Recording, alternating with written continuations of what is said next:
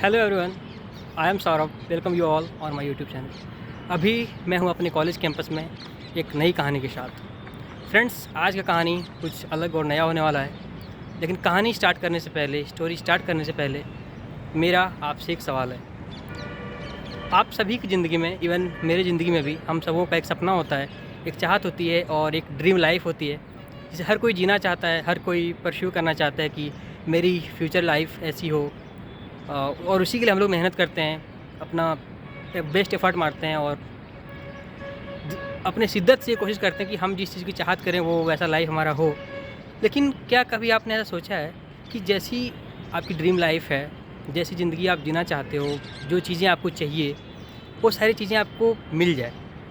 और क्या ऐसा हो सकता है वो सारी चीज़ें मिल जाने के बाद आपको सारी चीज़ें रास ना आए, आप उन सारी चीज़ों से फिर दूर जाओ, क्योंकि वो चीज़ें फिर आपको लगे कि वो आपके लिए है ही नहीं?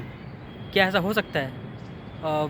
ये सवाल थोड़ा अजीब ज़रूर है, लेकिन जी हाँ दोस्तों, कहीं न कहीं ये सवाल का जवाब आपको आज की जो मेरी नॉवेल होने वाली है उससे मिल जाएगा। तो आज की नॉवेल जो है मेरी, वो रोबिन शर्मा के द्वारा लिखी गई सबसे ज़्यादा पढ़ी जाने वाली बुक्स में से और नॉवेल्स में से एक है, the monk who sold his Ferrari. ये सब जो टाइटल है नॉवेल का, ये कहीं न कहीं आपको एक बार सोचने के लिए मजबूर कर सकता है कि ये टाइटल कैसा है।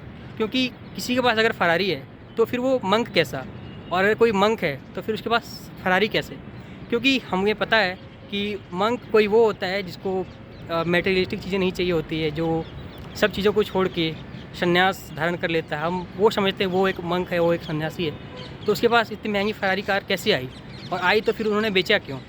तो जी हाँ दोस्तों, इन सारे सवालों का जवाब जानने के लिए और ज़िंदगी में सही चीज़ों में, सही मायने में चीज़ें कैसे मैटर करती है, क्या मैटर करती है, उन सारे सवालों का जवाब जानने के लिए आप जुड़े रहें मेरे साथ। और अगर अब तक आपने इस चैनल को सब्सक्राइब नहीं किया है तो please, it's my humble request, सबसे पहले इस चैनल को सब्सक्राइब करें और ऐसे ही मोटिवेशनल और इंस्पिरेशनल कहानियाँ सुनने के लिए, जानने के लिए आप मेरे साथ जुड़े रहें। तो दोस्तों, शुरुआत करते हैं आज की कहानी। ये कहानी है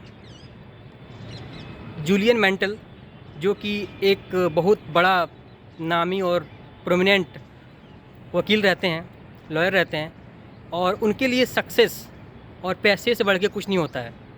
वो अपने काम में इतना ज़्यादा व्यस्त रहते हैं, इतना ज़्यादा अपने आप को डिवोट कर देते हैं कि ना उन्हें खाने की ना चिंता रहती है, ना अपने आप की, ना अपना केयर कर पाते हैं, ना कुछ। उनके लिए नाम, पैसा और सक्सेस ही सब कुछ होता है। और अपनी आप को इस कदर व्यस्त कर लेते हैं पैसे कमाने में कि वो दिन के 18-18 घंटे, 15-15 घंटे लगातार काम करते हैं विदाउट कोई ब्रेक के। तो इसी दौरान एक बार ऐसा होता है कि वो जब कोई केस लड़ रहे होते हैं, कोर्ट में होते हैं, तो उनको हार्ट अटैक आ जाता है।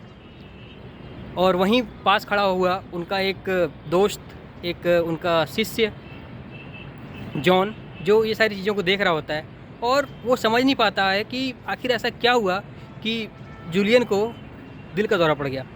तो अगले दिन जब जूलियन हॉस्पिटल में होते हैं तो वहाँ से एक न्यूज़ आती है कि जो जॉन को पूरी तरह शॉक कर देता है, क्योंकि जॉन ने कभी ऐसा नहीं सोचा था कि जिसके लिए सक्सेस, जिसके लिए पैसा, जिसके लिए नाम, शोहरत, इज्जत इतना ज़्यादा मैटर करता है, वो इंसान कभी ऐसा डिसीज़न लेगा जो अपने काम के लिए अपनी वाइफ तक को छोड़ देता है, अपना घर परिवार सबको छोड़ देता है, ना कोई फैमिली, ना कोई फ्रेंड, सिर्फ अपना नाम, पैसा और शोहरत के लिए इतना सब कुछ करता है।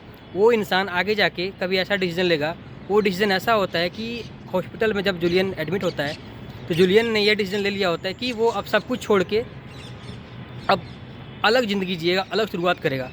यानी कि जो इंसान की ऐसी चाहत होती है, जिसके पास खुद का हवाई जहाज़ होता है, खुद की एक लाल चमचमाती फरारी होती है, जिसे वो सबसे ज़्यादा पसंद करता है अपनी कारों में से, लेकिन वो सब कुछ छोड़ के कोई कैसे सन्यासी बन सकता है? तो फिर जॉन को समझ में नहीं आता है और जॉन मिलने की कोशिश करता है जूलियन से, लेकिन हॉस्पिटल में मिल नहीं पाता है। तो ऐसे चीज़ें धीरे धीरे बीतती जाती है और बस जूलियन को इतना पता होता है, जॉन को बस इतना पता होता है कि जूलियन सारा चीज़ अपना बेच के इंडिया चला गया है। तो अचानक फिर से 3 साल बाद जब जूलियन इंडिया से वापस आता है तो वो जॉन से मिलने जाता है, और जॉन बिल्कुल जूलियन को पहचान नहीं पाता है, क्योंकि लास्ट टाइम जॉन जिस जूलियन से मिला था वो जूलियन कहीं ना कहीं थका सा, ज़िंदगी से परेशान, हारा सा, ऐसा जूलियन था। लेकिन अब जिस जूलियन से वो जॉन मिल रहा था, उसके चेहरे पे एक तेज थी, एक चमक थी, ज़िंदगी को जीने की एक लालसा थी, एक इच्छा थी जिसे वो जीना चाहता था। तो जॉन ने जूलियन को पहचान नहीं पाया। फिर जूलियन ने बताया कि मैं वही जूलियन हूँ जो तुम्हारा दोस्त है, तुम्हारा गुरु है। तो जब जॉन जूलियन से मिले तो जॉन का सबसे पहला सवाल ये था कि जूलियन, पहले ये बताओ कि तुमने आखिर इतना बड़ा डिसीजन कैसे ले लिया। तो जूलियन वहाँ बताते हैं कि जॉन, मैं जब हॉस्पिटल में एडमिट था तो मेरे पास 2 ही रास्ते थे, या तो अपनी ज़िंदगी को यहीं ख़त्म कर दूँ, और या फिर सारे चीज़ जो मेरे पास हैं, मेरा नाम, शोहरत, मेरे पैसे, मेरी गाड़ी, मेरे घर, सब कुछ को छोड़ के, सब कुछ बेच के क्यों ना एक नई ज़िंदगी की शुरुआत किया जाए। और इसलिए मैं इंडिया गया, क्योंकि इंडिया अध्यात्म और साधु सन्यासियों का देश है। मुझे लगा कि मेरी शांति, मेरी सुख, मेरे जीवन को एक नई दिशा वहीं से मिल सकती है। तो ये सारी चीज़ें जूलियन जॉन को बताते हैं। तो जॉन को उनकी बातों पे विश्वास नहीं होता है। उनको लगता है कि कोई ऐसा पैसे के पीछे पागल और ऐसा इंसान ऐसा कैसे कर सकता है, लेकिन ये सारी चीज़ें सही होती है। फिर जूलियन सारी चीज़ें उन्हें धीरे धीरे करके बताते हैं कि इंडिया में उनके साथ क्या हुआ, कैसे वो जिए, और जब इंडिया पहुँचे तो उन्होंने कैसे अपने आप को इतना ज़्यादा बदलाव लाया अपने अंदर। तो इसी में वो बताना शुरू करते हैं। तो सबसे पहले वो बताते हैं कि जब वो इंडिया आए तो वो इधर उधर मंदिरों में घूमने लगे, यहाँ भजन कीर्तन सब सुनने लगे। फिर वो इसी सिलसिले में कश्मीर पहुँचे। तो कश्मीर में वहाँ उनका मुलाकात ऋषि कृष्णन से होती है, और कृष्णन फिर उन्हें वो भी एक पेशेवर वकील रहते हैं, लेकिन वो भी ज़िंदगी के सारे मोह माया को छोड़ के, सारे जो अपने चीज़ों को छोड़ के, वो भी कहीं ना कहीं एक साधु और एक मॉन्क बन जाते हैं। फिर वो बताते हैं कि तुम्हें अगर सही मायने में अपने आप को फाइंड करना है, अपने आप को पहचानना है, तो जूलियन तुम शिवाना जाओ, और शिवाना के ऋषि ही तुम्हारी मदद कर सकते हैं। तो फिर वो वहाँ से हिमालय पे बसा शिवाना चला जाता है और शिवाना के ऋषियों से मिलता है। और शिवाना के ऋषि बताते हैं कि जूलियन, शिवाना बना ही इसीलिए है कि जो ज़िंदगी से भटक जाता है, जो अपने दिशा से भटक जाता है, उनको सही राह दिखाने के लिए। तो तुम बिल्कुल सही जगह आ चुके हो। और फिर वहाँ पे वो रहता है और चीज़ें सीखता है। तो इसी बीच जूलियन फिर जॉन को आगे बताता है कि कैसे वो वहाँ पे रहा और ये सीखा। तो जॉन का अगला सवाल होता है कि क्या सच में ऐसा हो सकता है कि कोई अपने आप को इतना बदल सकता है और ज़िंदगी इतनी सरल हो सकती है, चीज़ें इतना आपके लिए सुगम हो सकती है।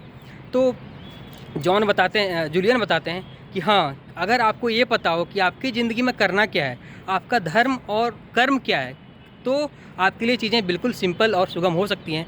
क्योंकि जूलियन ने बताया जॉन को कि मेरा धर्म और कर्म अब ये है कि लोगों को सही दिशा दिखाना, लोगों को ज्ञान देना, लोगों को ये बताना कि ज़िंदगी में हर एक चीज़ का एक लिमिट होता है।